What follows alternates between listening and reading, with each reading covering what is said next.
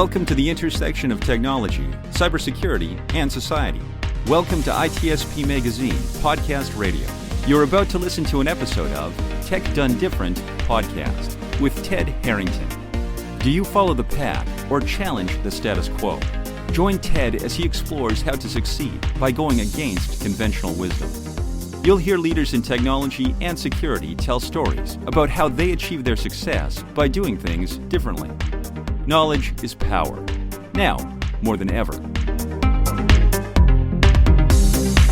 CrowdSec, the collaborative and open source cybersecurity solution.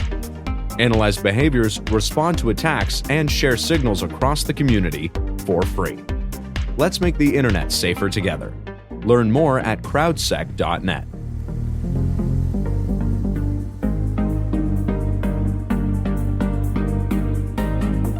Welcome to another episode of Tech Done Different. As always, I'm your host, Ted Harrington, and with me here today is our special guest, Rashid Ahmed, the CISO of Velocity Group USA. Rashid, thanks for being on the show, man. Thank you very much. I appreciate it, man. Thank you for the opportunity. Yeah, absolutely. So I want to have you tell us a very rare story, which is a success story. You know, all too often when we think about security stories, they are cautionary tales. And that makes sense that that's not a bad thing. It's just there's more of them. It's more vivid to say like, hey, when this thing failed, here's what we learned from that. Security is pretty hard to have success stories because it's usually like, we didn't get hacked. And does that mean it's because we did a good job or what? But you have a really interesting success story to share with us that has to do with ransomware. So can you paint the picture and start walking me through it? And I'm going to ask you questions as we go. Sure. So basically this started January of 2020, right before COVID hit. So basically I was asked to come in to this organization out here in New York to take a look at their systems. They were just acquired by another company, and one of the owners left, and bad business relationships between the organization and vendors and a whole bunch of stuff. So basically I was asked to come in because they had to basically move out of the building. It was critical for them to move out of the building. So they wanted me to take a look at the security, take a look at their infrastructure, take a look at what they had, and see if I can help them get this accomplished. So one of my buddies actually asked me to help them out. They really needed help to get this thing going, and he was a little worried. So I'm like, okay, you know what? I'll go and take a look.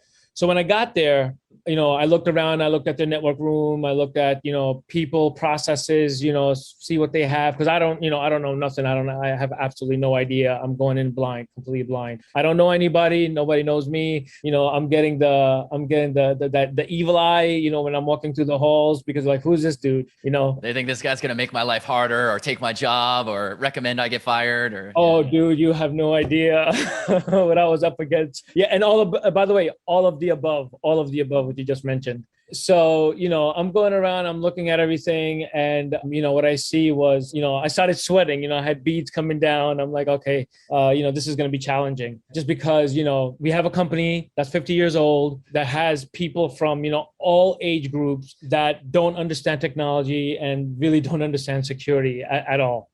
Passwords were just, hey, it's ABCD, hey, it's 1, 2, 3. And everybody had stickies on their, on their monitors with all the passwords and everything. So I'm just walking around, just trying to understand, what I'm getting myself into here.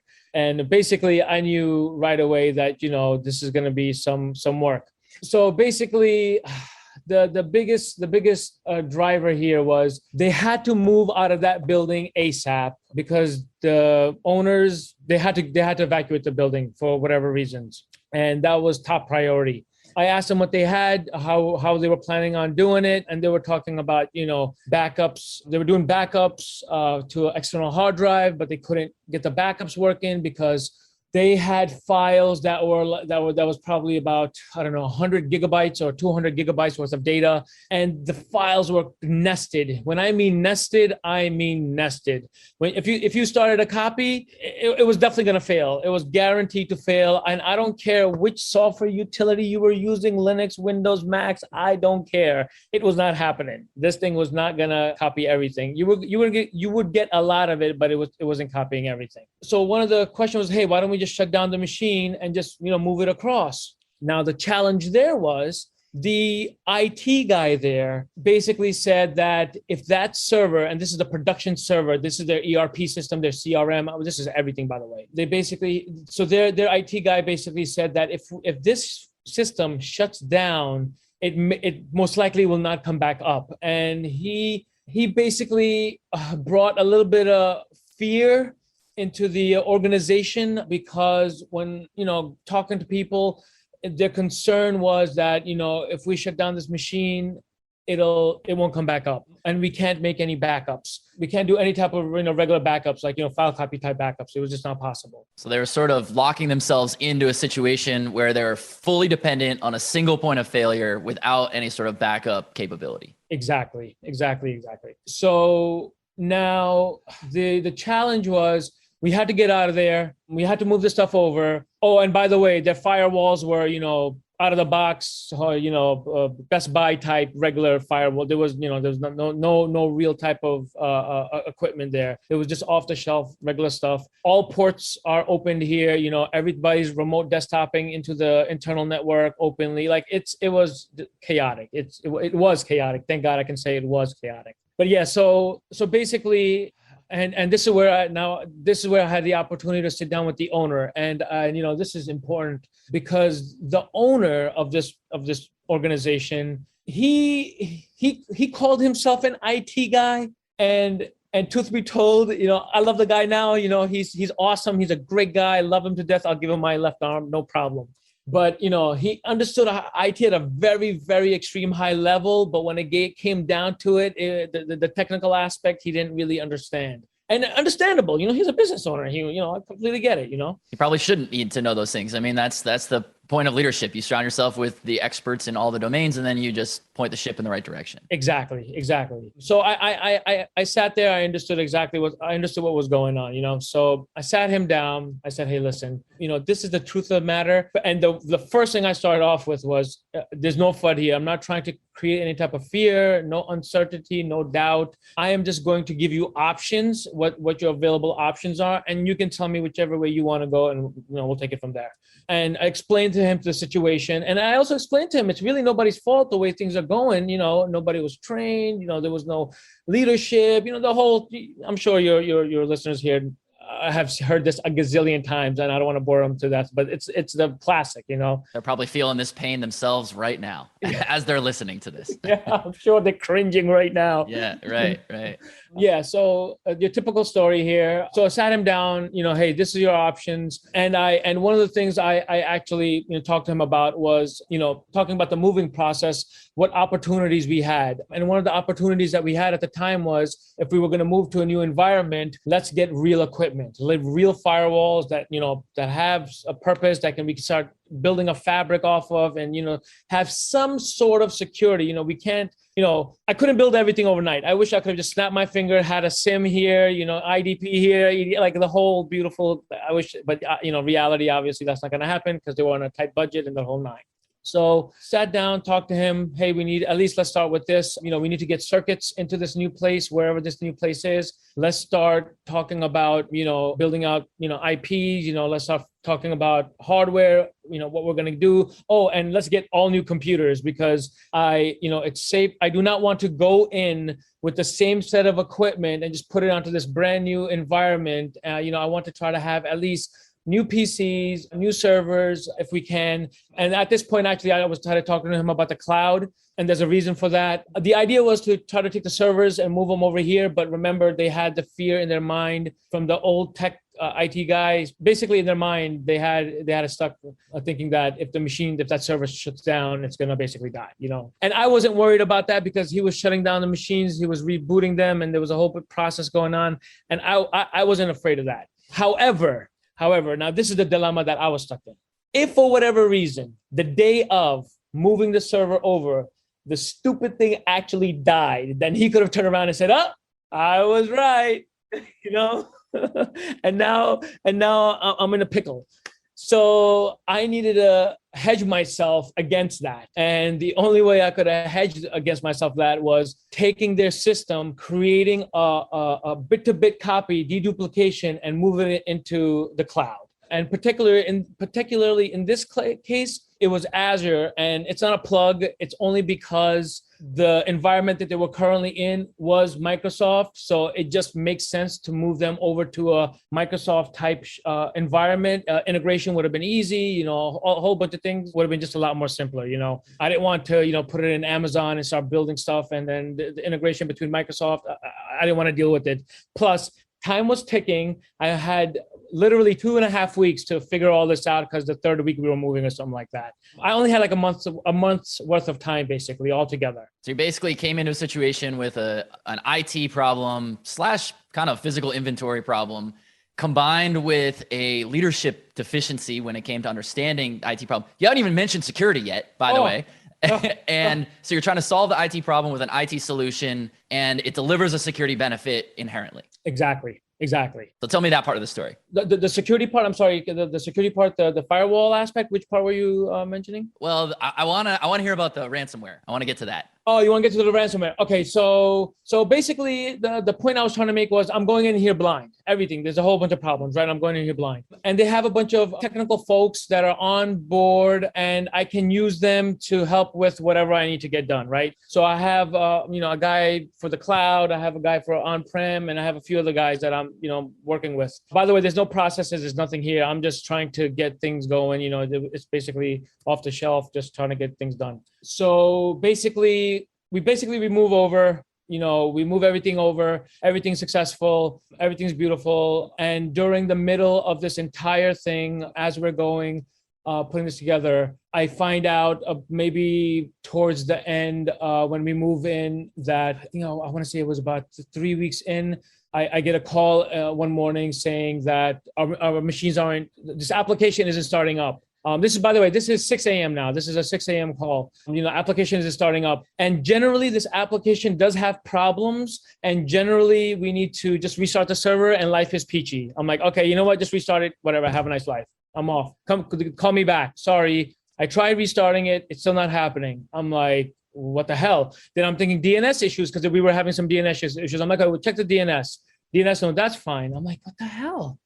I'm like, everything's great. There's nothing wrong. So I'm like, all right, let me, and I'm driving to work, by the way, 6 a.m. driving to the office. So I have this guy on the phone, this other tech on the phone, and I'm like, do me a favor. Can you see just browse onto the C drive, see what's going on?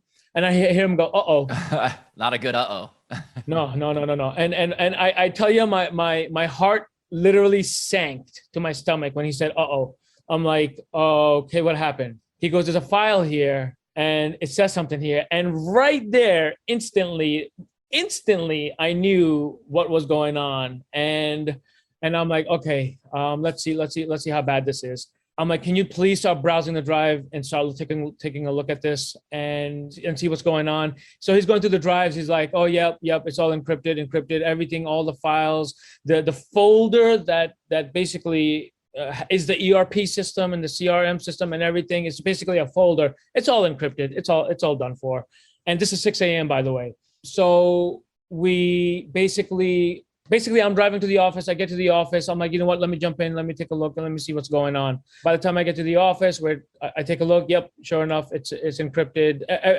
We can't do anything. It's basically locked out. Did you have any sort of notification from the perpetrator for this? How did you? So yeah, basically it was a message saying that, contact us, here's your code. They were nice enough to give us a special code, they were very generous. Customer service, right? Customer service, yeah. They gave us a unique code that would identify us, and that would basically, on their back end, give them, tell us, hey, this is their files and whatnot. That's where we were at the time. Just basically got everybody on the team, whichever. I had 1, 2, 3. They had about 2 or 3 guys on the call. Again, level 1 guys, very basic guys, just trying to understand and basically assess the situation. We know it's a ransomware. They had old backups, but those backups obviously weren't functioning on-prem.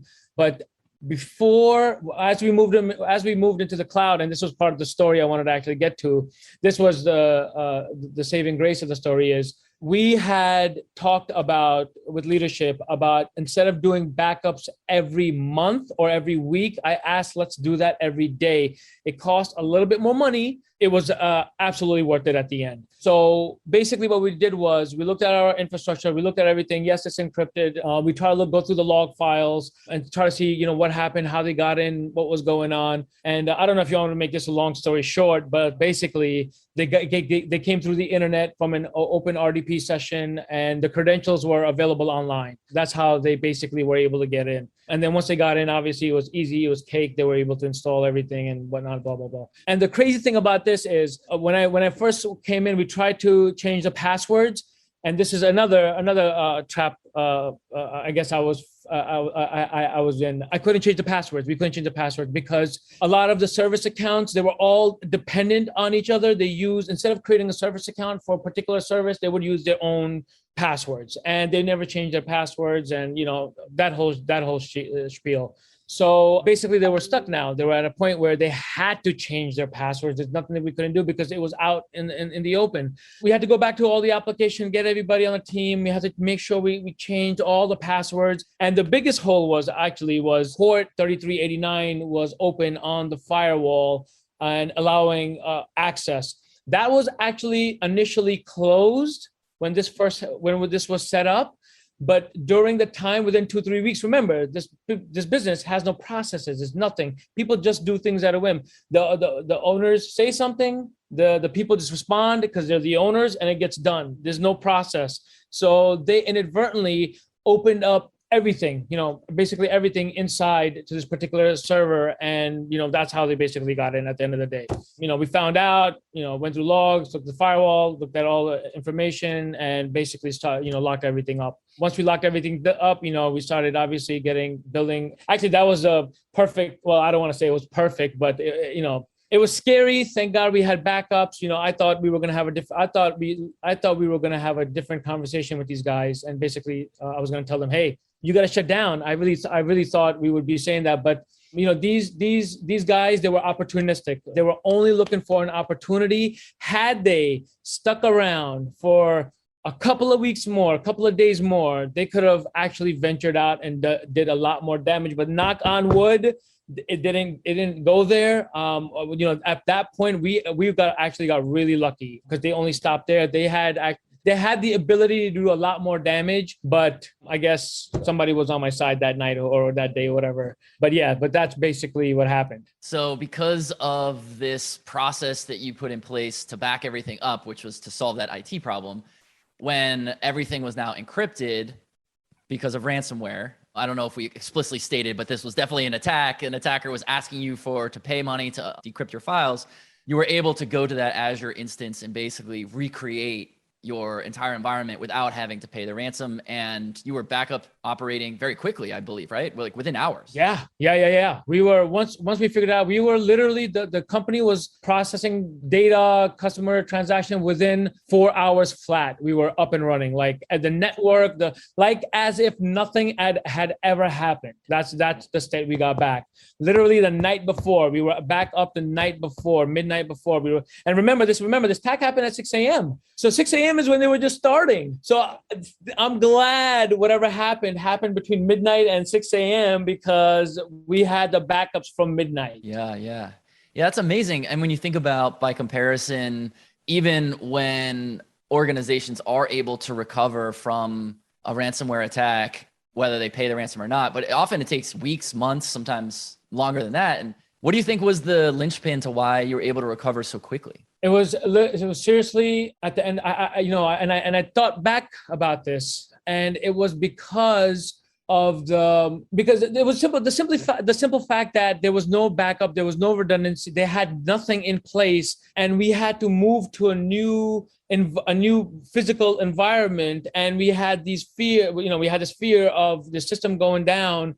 Just sitting down and thinking, understanding the risks. I think at the end of the day, that's what it came down to, is understand your risk. I truly understood what the risks were at that point in time and what we had to get done in a short period of time based on this business owner's requirements. And, just making sure I can go back at any moment in time, I think was my absolute saving grace. Because remember, when we moved, we were taking snapshots, we were taking multiple backups, we were doing a bunch of things that we weren't normally doing. Well, not we, what they weren't normally doing. After I came, we changed some process around, and we're still developing. But that was literally, if we would have taken a week backup, we would have been okay. It wouldn't have been the worst thing in the world to re-enter data back. 4 days a week, maybe. It wouldn't have been the worst thing in the world. We would have still been functional. The organization would have still been in business. It would have just sucked, entering all that data in. But just a few dollars more, I was able to create a nightly backup, and that few dollars basically saved the entire organization. And a week's, and technically, let's just say if they said, yeah, we'll do a weekly backup, it saved them 5 days worth of, whatever time and energy that would have taken resource-wise, that was all saved just because we had backups. So that's an interesting detail to this, where people listening to this can, we can all, like, as they say, sort of Monday morning quarterback, like review the game film of what happened over the weekend and say, what could we have done better? And people might hear that story and say, wow, that does make total sense to me to spend a few more dollars to get the daily backup. Or they might say, you know what, I'm willing to risk the 5 days of manual data entry to be more on like a weekly cadence. But at least now they're making that cost benefit analysis rather than just saying, oh, well, this costs more dollars, without realizing that it also could cost more person hours, which could be exponentially more expensive. And remember, they were inputting data manually. Now, imagine all the errors along the way too. We haven't put that factor in as well. So there's a whole bunch of ifs that we could put in place. But with the nightly backup, those ifs we technically don't have to worry about. You're good. We were good. I think that the nightly thing really saved us. And like I said, even if you had the weekly, it would have been good. But I think, just to be honest with you, it would have been way too much. I think it would have been even that manual data entry, I think would have been way too much. I don't think it's worth it for that cost, for that little bit more cost, personally. So I was going to ask you about things that you learned from the story. It sounds like one that is coming through loud and clear is that cost benefit analysis. It sounds like you definitely did some things right. What were the things that you learned that maybe you would do better next time? So someone's listening to this story, they're like, wow, Rashid really saved the day here with this, but there are still things you would have improved upon. What might those things be? Oh yeah, okay. So let's just go back a little bit. Maybe if I would have spent a little bit more time and said, hey, listen, maybe we need to spend more time on these processes, because I understand, the gaps, the knowledge gaps between all these IT folks. I could have done that maybe a little bit better. Maybe I could have thrown a piece of software in that could have helped me. I mean, there's a whole bunch of what ifs that I can go back and think about. But then, I think about, when I really sit down and I think about it, I'm like, okay, you know what? I did have some challenges that I was faced up against, obviously. So I could have probably done this a little bit better. Maybe if I spent a little bit more time doing this, maybe a little bit more time this, maybe I would have received an alert prior to the actual ransomware attack. You sit down and you think about these things. What if I would have invested the time in a SIM? Would that would have been better? Who knows? But yeah, I think maybe maybe if I would have, I think, spent maybe just a little bit more time in the processes, I think maybe I would have been in a better place. But yeah, I think either that entire process, I would have said, I think that would be the biggest takeaway on my end. Oh, that's awesome. Well, this is definitely a really cool story. I'm glad we got to feature you and feature this story here on the show. As we come up to the end of our time here, is there any parting wisdom that you want to share with anyone that you learned from this particular experience? Yes, I'd like to say, I guess we're all faced with challenges. I think just talking out with leadership and just having them understand and just have them see your perspective, I think is absolute key. Just dialogue. It's absolute key. It's the driver in everything. It's the decision between yes and no. And as a security guy, you want that yes. You want to exude that confidence. Hey, this is serious stuff. We need to do this.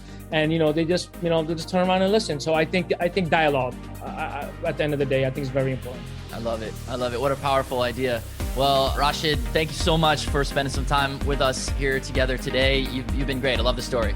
Thank you, man. I appreciate it. Thank you for having me. Yeah, absolutely. And for everybody listening, if you want to learn more about Rashid or about the podcast itself, just go to tedharrington.com/podcast, and we'll catch you next time. CrowdSec, the collaborative and open source cybersecurity solution. Analyze behaviors, respond to attacks, and share signals across the community for free. Let's make the internet safer together. Learn more at crowdsec.net. We hope you enjoyed this episode of Tech Done Different podcast with Ted Harrington. If you learned something new and this conversation made you think, then share itspmagazine.com with your friends, family, and colleagues. If you represent a company and wish to associate your brand with our conversations, sponsor one or more of our podcast channels. We hope you will come back for more stories and follow us on our journey. You can always find us at the intersection of technology, cybersecurity, and society.